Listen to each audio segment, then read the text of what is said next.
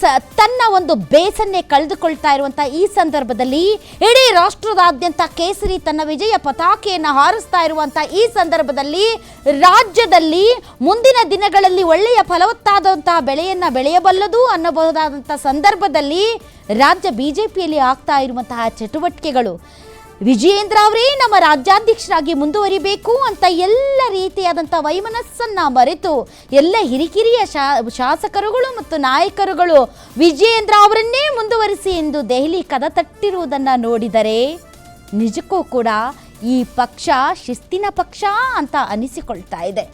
ಹಾಗೆ ಆರ್ ಅಶೋಕ್ ಅವರು ಮಾಡುವಂತಹ ಹೋರಾಟಗಳಲ್ಲಿ ನಾವು ಹೆಜ್ಜೆಯಾಗಿ ಮುನ್ನಡೆಯುತ್ತೇವೆ ಅಂತ ತೋರಿಸ್ತಾ ಇರುವಂತಹ ಬದ್ಧತೆಯನ್ನು ನೋಡ್ತಾ ಇದ್ದರೆ ಬಿಜೆಪಿಯಲ್ಲಿ ಯಾವುದೇ ವಿದಳಗಳಿಲ್ಲ.